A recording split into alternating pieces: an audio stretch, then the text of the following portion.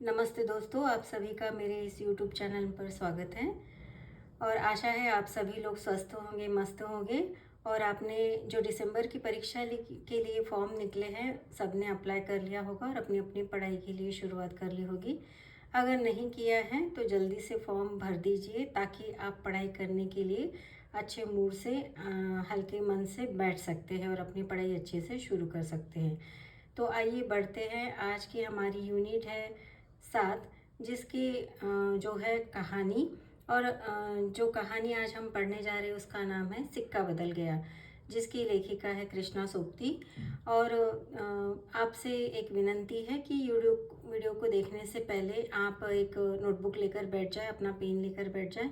जैसे कि मैंने अपने पहले वीडियो में भी बताया था कि आप हर एक विषय के लिए अपना एक अलग नोटबुक मेंटेन करें और उसी में अपने नोट्स लिखते जाएं, ताकि जब आप फाइनल एग्ज़ाम के लिए रिवीजन की तैयारी करें और एमसीक्यू के लिए तैयारी करें तो आप अच्छे से तैयार होकर पढ़ाई कर सके, ताकि आपके जो नोट्स रहेंगे हर जगह आपको वहीं पर मिलेंगे और आपको पढ़ने के लिए आसानी होगी। तो आइए चलते हैं आगे, कहानी की ओर बढ़ते हैं, जिसका नाम है सिक्का बदल गया। कहानी के बारे में पहले तो पाठ परिचय पढ़ेंगे हम। और दोस्तों, मैं जिस बुक से यहाँ पर पढ़ने जा रही हूँ वो पुस्तक मेरी एमए की पुस्तक है, जो डॉक्टर बाबा साहब अम्बेडकर यूनिवर्सिटी हैदराबाद से है और जिसमें मुझे यह पूरी कहानी मिली है। तो आइए चलते इसका वाचन करते हैं। वाचन में सबसे पहले है पाठ परिचय। सिक्का बदल गया। सिक्का बदल गया कहानी देश विभाजन की पृष्ठभूमि के नाते रिश्तों के यकायक बदले जाने और झूठे पड़ जाने की पीड़ा का संवेदनशील साक्ष्य है। बदलते हुए मानव मूल्यों को प्रकट करने वाले प्रतीक के रूप में कथा लेखिका कृष्णा सोपती ने सिक्के का बदलना एक साथ नैतिक भाव मूल्यों में आश्चर्यजनक परिवर्तन होते हैं। जिस शाहनी ने शेरा को अपने पुत्र की तरह पाला था, आज वही शेरा परिवर्तित परिस्थितियों में उसकी हत्या करने की बात सोचता है। इस प्रकार गांव के अन्य लोग भी कृतज्ञता और कृतज्ञता के भाव में भरकर शाहनी को गांव से विदा कर देते हैं। शाहनी सब कुछ छोड़कर वहां से चली जाती है। सिक्के के माध्यम से कहानीकार ने पूरे परिवेश और वास्तविकता को ही उद्घाटित कर दिया है। आगे देखते हैं लेखक का परिचय। लेखिका है कृष्णा सोपती।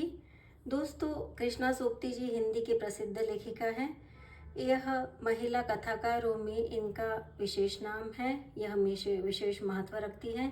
इनका जन्म 18 फरवरी सन 1925 में गुजरात के पश्चिमी हिस्से में, जो कि आज वर्तमान के पाकिस्तान में है, वहाँ पर हुआ था। इनके पिता का नाम पृथ्वीराज सोपती और माताजी का नाम दुर्गा देवी था। इनकी शिक्षा प्राथमिकता लाहौर, दिल्ली, शिमला आदि स्थानों पर हुई। वे कुछ सालों तक दिल्ली प्रशासन के प्रौढ़ शिक्षा विभाग से जुड़ी रही थी। इनका विवाह लेखक शिवनाथ से 70 वर्ष की आयु में हुआ था। इनकी यही जो विशेषताएं हैं, ये इनके व्यक्तित्व को अलग दिखाती है दोस्तों। और कृपया करके इन बातों को आप नोट करके दे चले, क्योंकि आजकल का जो परीक्षा पैटर्न है इसमें पूछा जाता है कि दिए गए वाक्यों में से कौन सा कथन सत्य है या असत्य है। तो अगर आपको इन प्रकार की जानकारी है तो आप उस प्रश्न के उत्तर को सही कर सकते हैं।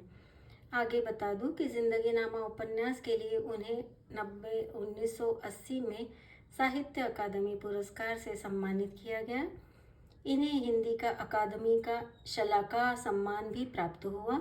2017 में इन्हें ज्ञानपीठ पुरस्कार भी प्राप्त हुआ। इन्होंने अनेक विधाओं पर रचना की है, जैसे कि उपन्यास, कहानियाँ, संस्मरण, शब्द आदि। इनकी 24 कहानियों का संग्रह बादलों के घेरे में संकलित है, जो कि बहुत प्रसिद्ध है। आइए देखते हैं कि इस कहानी के पात्र कौन कौन है। मुख्य पात्र में है शाहनी, जो कि यहाँ की सिक्का बदल गया इस कहानी की मुख्य पात्र है, जिस पर यह कहानी रची गई है। आगे है शेरा, जो कि शाहजी और शाहनी के घर में पला बड़ा है। दाऊद खां इंस्पेक्टर। इसमें गौण पात्र है हुसैना, शेरा की पत्नी है। शाहजी शाहनी के पति जमींदार।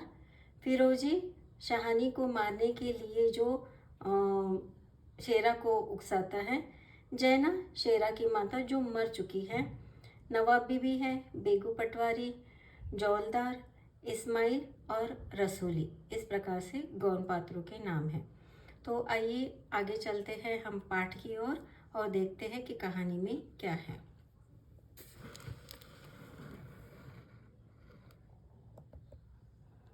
आगे पाठ का पठन शुरू कर देते हैं। खद्दर की चादर ओढ़े, हाथ में माला लिए शाहानी जब दरिया के किनारे पहुंची तो पाँव फट रही थी। दूर दूर आसमान के पर्दे पर लालिमा फैलती जा रही थी। कृपया इस कोटेशन को नोट कर ले कि खद्दर की चादर ओढ़े, हाथ में माला लिए शाहानी जब दरिया के किनारे पहुंची तो पाँव फट रही थी। आजकल के परीक्षा पैटर्न में जहाँ पर कहानी की शुरुआत होती है या किसी भी अगले पैराग्राफ की शुरुआत होती है तो उसकी लाइनों को लेकर प्रश्न पूछा जाता है, इसीलिए कृपया इसे नोट कर ले। आगे है, दूर दूर आसमान के पर्दे पर लालिमा फैलती जा रही थी। शाहानी ने कपड़े उतार कर एक ओर रखे और श्री राम करती पानी में हो ली। अंजलि भर कर सूर्य देवता को नमस्कार किया, अपनी उनिंदी आंखों पर छींटे दिए और पानी से लिपट गई।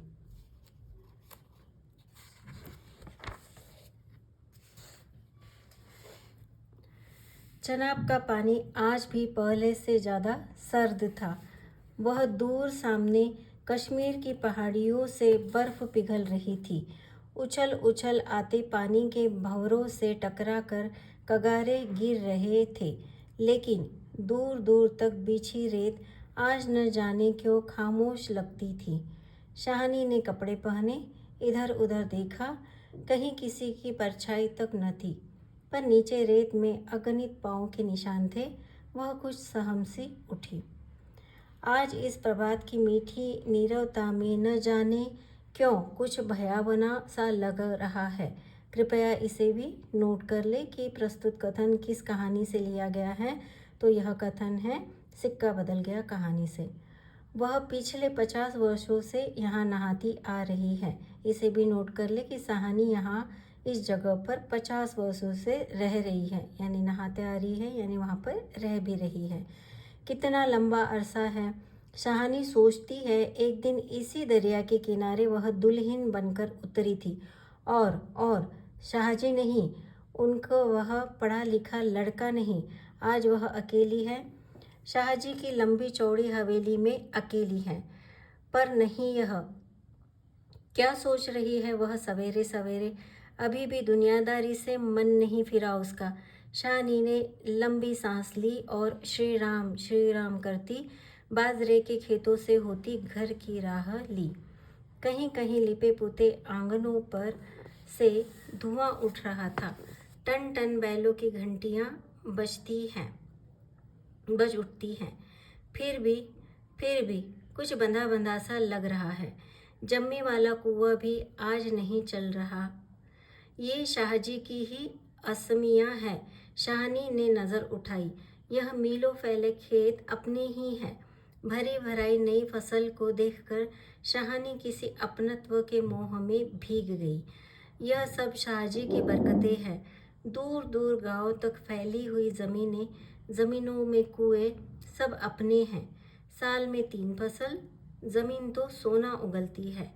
शाहानी कुएं की ओर बढ़ी, आवाज़ दी, शेरे शेरे, हुसैना हुसैना। शेरा शाहानी का स्वर पहचानता है, वह न पहचानेगा? अपनी माँ जैना के मरने के बाद वह शाहानी के पास ही पलकर बड़ा हुआ। उसने पास पड़ा गंडा सा शटाले के ढेर के नीचे सरका दिया।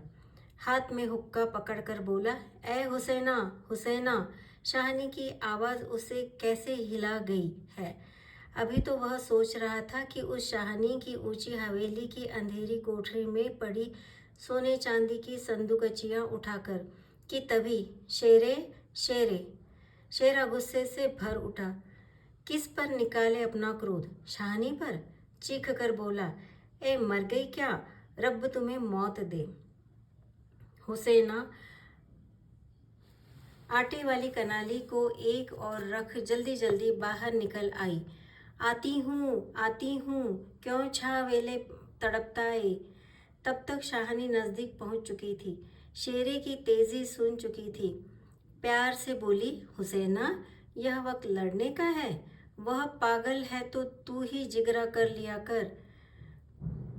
यह भी कोटेशन नोट करने जैसा कि हुसैना, यह वक्त लड़ने का है, वह पागल है तो तू ही जिगरा कर लिया कर। प्रस्तुत पंक्तियाँ किस पाठ से ली गई है या किस कहानी से ली गई है, तो आप बताएंगे कि सिक्का बदल गया इस कहानी से, और किसके द्वारा कही गई है, तो यह शाहनी द्वारा कही गई है। जिगरा हुसैना ने मान भरे स्वर में कहा, शाहनी, लड़का आखिर लड़का ही है। कभी शेरे से भी पूछा है कि मुंह अंधेरे ही क्यों गालियां बरसाई है इसने। शाहनी ने लाड से हुसैना की पीठ पर हाथ फेरा, हंसकर बोली, पगली, तुझे तो लड़के से बहू प्यारी है शेरे। हाँ शाहनी, मालूम होता है रात को कुल्लूवाल के लोग आए हैं यहाँ, शाहनी ने गंभीर स्वर में कहा। शेरे ने जरा रुक कर कहा, नहीं शाहनी। शेरे के उत्तर की अनसुनी कर शाहनी जरा चिंतित स्वर में बोली, जो कुछ भी हो रहा है अच्छा नहीं। शेरे, आज शाहजी होते तो शायद कुछ बीच बचाव करते, पर शाहनी कहते कहते रुक गई। आज क्या हो रहा है? शाहनी को लगा जैसे जी भर भर आ रहा है। शाहजी को बिछुड़े कई साल बीत गए पर आज कुछ पिघल रहा है, शायद पिछली स्मृतियाँ। आंसुओं को रोकने के प्रसन्न में उसने हुसैना की ओर देखा और हल्के से हंस पड़ी। और शेरा सोच ही रहा है, क्या कह रही है शाहनी आज शाहजी क्या, कोई भी कुछ नहीं कर सकता, यह होके रहेगा। क्यों न हो, हमारी ही भाई बंदों से दूर ले लेकर शाहजी ने सोने की बोरियां तोला करते थे। प्रतिहिंसा की आग शेरे के आंखों में उतर आई। गंडासे की याद आ गई। शाहनी की ओर देखा। नहीं, शेरा इन पिछले दिनों में 30-40 कत्ल कर चुका था। यह भी बात यहाँ पर नोट कर लीजिए कि शेरा ने कितने कत्ल किए थे, तो शेरा ने 30-40 कत्ल किए थे। पर वह ऐसा नीच नहीं, सामने बैठी शाहनी नहीं, शाहनी के हाथ उसकी आंखों में तैर गया। वह सर्दियों की रातें कभी कभी शाहजी थी डॉक्टर खां की हवेली में पड़ा रहता था और फिर लालटेन की रोशनी में देखता था। शाहनी के ममता भरे हाथ दूध का कटोरा थामे हुए। शेरे, उठ, पी ले। शेरे ने शाहनी की झुर्रियाँ पड़े मुंह की ओर देखा तो शाहनी धीरे से मुस्कुरा रही थी। शेरा विचलित हो गया। आखिर शाहनी ने क्या बिगाड़ा है हमारा? इसको भी नोट करें कि आखिर शाहनी ने क्या बिगाड़ा है मेरा। यह कथन किसके द्वारा बोला गया है, तो यह शेरा के मन में उठा। शाहजी कल रात वाला मशवरा वह कैसे मान गया था फिरोज़ की बात। तो जो है, यह जो शेरा है शाहनी को मारना चाहता है और उसे मारने का मशवरा फिरोज़ द्वारा दिया गया था। तो इसे नोट कर ले कि शाहनी को मारने का जो सुझाव है किसके द्वारा दिया गया था शेरे को, तो फिरोज़ के द्वारा। सब कुछ ठीक हो जाएगा, सामान बांट लिया जाएगा। शाहनी, चलो तुम्हें घर छोड़ आऊं। शाहनी उठ खड़ी हुई। किसी गहरे सोच में चलती शाहनी के पीछे मजबूत कदम उठाता शेरा चल रहा है। शंकित सा इधर उधर चलता जा रहा है। अपने साथियों की बातें उसके कानों में गूंज रही हैं। पर क्या होगा शाहनी को मारकर? शाहनी, हाँ शेरे। शेरा चाहता है कि सिर पर आने वाले खतरे की बात कुछ तो शाहनी को बता दे, मगर वह कैसे कहे? शाहनी ने सिर ऊंचा किया। आसमान धुएं से भर गया था। शेरा जानता है यह आग है। जलालपुर में आज आग लगनी थी, लग गई। शाहनी कुछ न कह सकी। उसके नाते रिश्ते सब वही हैं। हवेली आ गई। शाहनी ने शून्य मन से डोढ़ी में कदम रखा। शेरा कब लौट गया उसको कुछ पता नहीं। दुर्बल सी और अकेली, बिना किसी सहारे के, न जाने कब तक वह पड़ी रही शाहनी।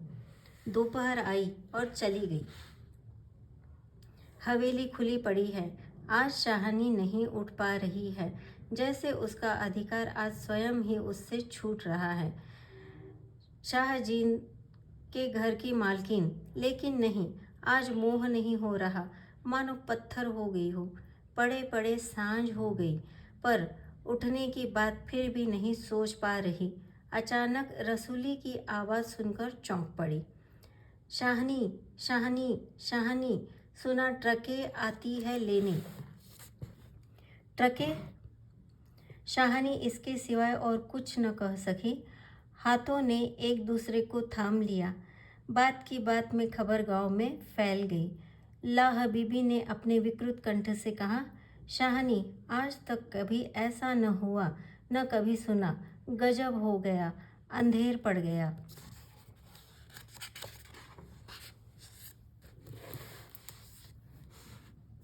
शाहनी मृत्युवत वही खड़ी रही। नवाब बीवी ने स्नेह सनी उदासी से कहा, शाहनी, हमने तो कभी न सोचा था।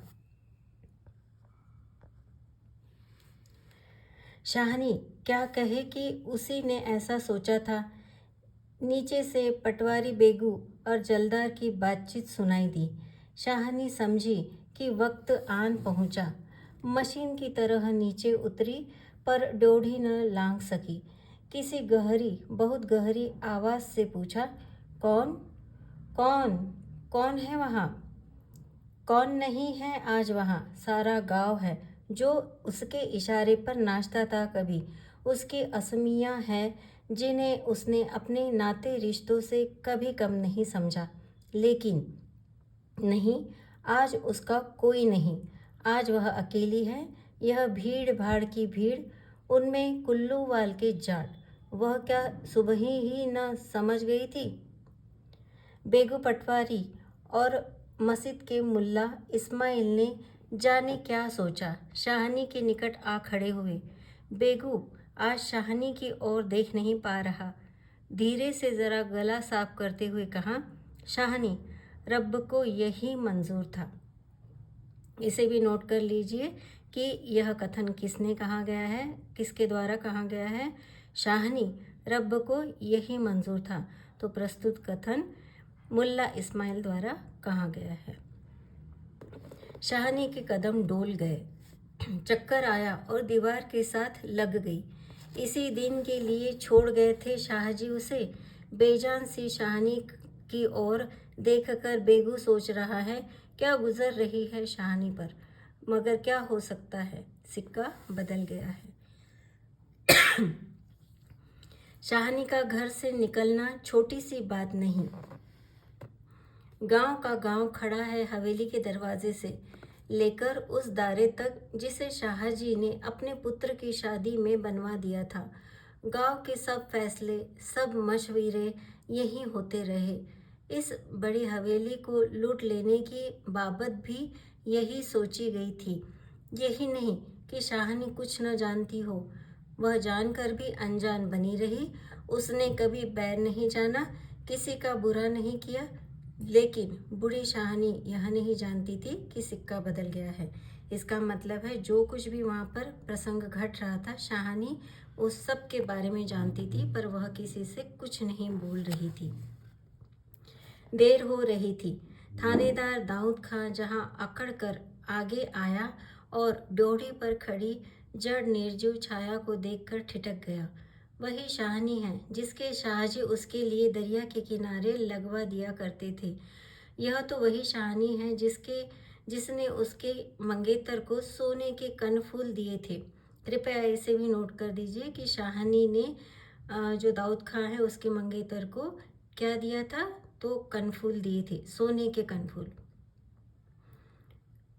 मुँह दिखाई में, कौन से कार्यक्रम में? मुँह दिखाई के कार्यक्रम में दिए थे। अभी उसी दिन जब वह लीग के सिलसिले में आया था, तो उसने उद्दंडता से कहा था, शाहनी भागोवाल मस्जिद बनेगी, 300 रुपया देना पड़ेगा। शाहनी ने अपनी उसी सरल स्वभाव से 300 रुपये आगे रख दिए थे और आज शाहनी दाऊद खान ने आवाज़ दी, वह थानेदार है, नहीं तो उसका स्वर शायद आंखों में उतर आता। शाहनी गुमसुम कुछ न बोल पाई। शाहनी डोडी के निकट आकर वह बोला, देर हो रही है शाहनी, धीरे से, कुछ साथ रखना हो तो रख लो। कुछ साथ बांध लिया है, सोना चांदी? शाहनी अस्फुट स्वर में से बोली, सोना चांदी? ज़रा ठहर कर सादगी से कहा, सोना चांदी बच्चा, वह सब तुम लोगों के लिए है। मेरा सोना तो एक एक ज़मीन में बिछा है। कृपया इस कोटेशन को नोट कर ले कि सोना चांदी बच्चा, वह सब तो तुम लोगों के लिए है। मेरा सोना तो एक एक ज़मीन में बिछा है। पूछा जाएगा कि प्रस्तुत कथन किस कहानी से लिया गया है, तो यह कथन सिक्का बदल गया कहानी से लिया गया है। और यह कथन किसके द्वारा कहा गया है, तो यह कथन शाहनी द्वारा कहा गया है। दाऊद खां लज्जित सा हो गया। शाहनी, तुम अकेली हो, अपने आप कुछ होना ज़रूरी है, कुछ नगद ही रख ले, वक्त का कुछ पता नहीं। वक्त। शाहनी अपनी गीली आंखों से हंस पड़ी। दाऊद खां, इससे अच्छा वक्त देखने के लिए क्या जिंदा रहूंगी? किसी गहरी वेदना और तिरस्कार से कह दिया शाहनी ने। दाऊद खां निरुत्तर है, साहस कर बोला, शाहनी, कुछ नकदी ज़रूर है। नहीं बच्चा, मुझे इस घर से। शाहनी का गला रूंध गया। नकदी प्यारी नहीं। यह भी नोट कर ले कि नकदी प्यारी नहीं। यह कोटेशन किस कहानी से लिया गया है, तो सिक्का बदल गया। और किसके द्वारा कहा गया, तो शाहनी द्वारा। यहाँ की नकदी यही रहेगी। पूरा कोटेशन है, नकदी प्यारी नहीं, यहाँ की नकदी यही रहेगी। शेरा आन खड़ा हुआ पास। दूर खड़े खड़े उसने दाऊद खां को शाहनी के पास देखा तो शक गुजरा कि हो न हो कुछ मार रहा है शाहनी से। खां साहिब, देर हो रही है। इस कोटेशन को भी नोट कर ले कि खां साहिब, देर हो रही है। तो प्रस्तुत जो पंक्तियां हैं, यह सिक्का बदल गया कहानी से है और यह किसके द्वारा कही गई है, तो शेरा के द्वारा। शाहनी चौंक पड़ी। देर? मेरे घर में मुझे देर? आंसुओं के भंवर में न जाने कहाँ से विद्रोह उमड़ पड़ा।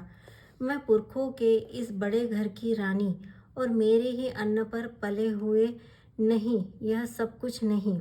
ठीक है, देर हो रही है, देर हो रही है।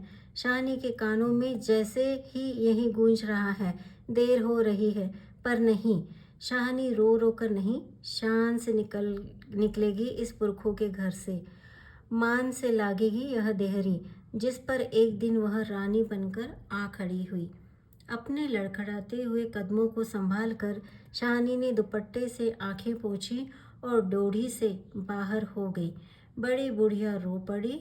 उनके सुख दुख की साथिन आज इस घर से निकल पड़ी है। कितनी तुलना हो सकती थी इसके साथ। खुदा ने सब कुछ दिया था, मगर दिन बदले, वक्त बदले। शाहनी ने दुपट्टे से सिर ढांप कर अपनी धुंधली आंखों से हवेली को अंतिम बार देखा। शाहजी के मरने के बाद भी जिस कुल की अमानत को उसने सहेज कर रखा, आज वह उसे धोखा दी गई। शाहनी ने दोनों हाथ जोड़ लिए। यही अंतिम दर्शन था, यही अंतिम प्रणाम था। शाहनी की आंखें फिर कभी इस ऊंची हवेली को न देख पाई।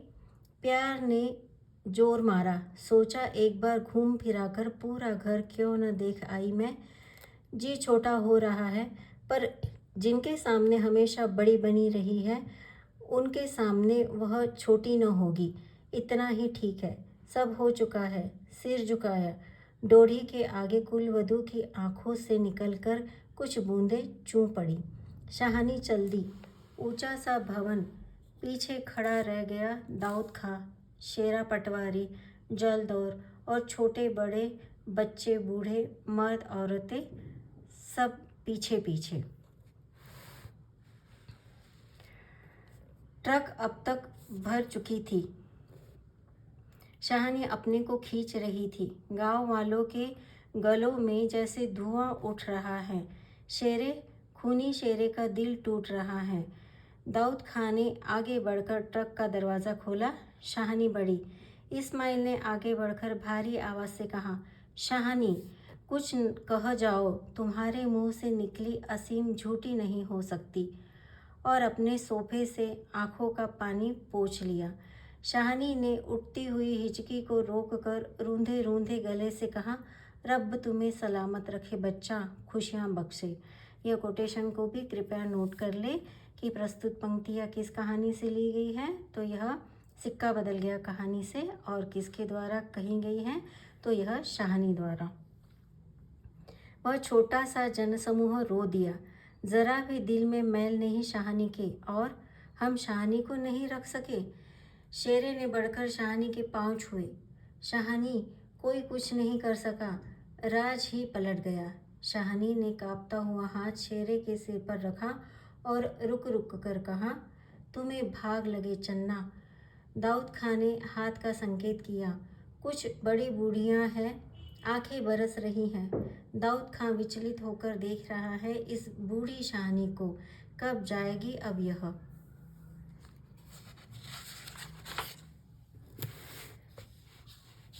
शाहानी के मन में मैल न लाना। कुछ कर सकते तो उठा न रखते। वक्त ही ऐसा है, राज पलट गया है, सिक्का बदल गया है। रात को शाहानी जब कैंप में पहुंचकर ज़मीन पर पड़ी तो लेटे लेटे आहत मन से सोचा, राज पलट गया है, सिक्का क्या बदलेगा, वह तो मैं वहीं छोड़ आई। और शाहजी की शाहानी की आंखें और भी गीली हो गई। आसपास के हरे भरे खेतों से घिरे गांव में खून बरसा रही थी। शायद राज पलट खा रहा था और सिक्का बदल रहा था। तो इस प्रकार यह कहानी यही ख़त्म होती है। दोस्तों, यह बड़ी ही भावपूर्ण कहानी है जो कि भारत और पाकिस्तान के विभाजन पर आधारित है, हिंदू और मुस्लिमों के झगड़ों पर आधारित है। इस कहानी को मार्मिक रूप से सिक्का बदल दिया, यह नाम बड़ा सार्थक होता है, क्योंकि इस सिक्के के माध्यम से दो पहलू लेखिका ने यहाँ रखने की कोशिश की है कि किस प्रकार मनुष्य के भाव दो भावों में बट जाते हैं, एक तो मानवता के और दूसरी ओर दुर्भाग्य की, कि वह इस बात के लिए कुछ नहीं कर पाते हैं। समय के होते समय के हिस्से में वह बन जाते हैं और यहाँ पर कुछ नहीं कर पाते हैं। तो इस प्रकार से सिक्का बदल गया कहानी बड़ी ही मार्मिक है। आप लोग इसे पढ़िएगा ज़रूर, और नोट्स बनाते हुए छोटे छोटे क्वेश्चन बनाते चलिए। जो भी मैंने यहाँ पर छोटे छोटे सुझाव दिए हैं, आप उसे ज़रूर अपनाएंगे और अच्छे से पढ़ाई करेंगे। इसी उम्मीद के साथ आपसे विदा लेती हूँ। वीडियो को बहुत अच्छे से सुनने के लिए आपका बहुत बहुत धन्यवाद। आप लोगों से एक विनंती है कि आप कृपया इस वीडियो को लाइक और शेयर और सब्सक्राइब ज़रूर करें। और जो भी लोग आपके ऐसे दोस्त हैं कि जो कोई भी पेड कोर्स नहीं कर पा रहे हैं या उन्हें पढ़ाई करने में बहुत कुछ दिक्कतें हो रही हैं, तो यह वीडियो उनके पास शेयर ज़रूर करें। आपकी पढ़ाई के लिए बहुत बहुत शुभेच्छाएं, और वीडियो को ठीक से सुनने के लिए बहुत बहुत धन्यवाद। Thank you.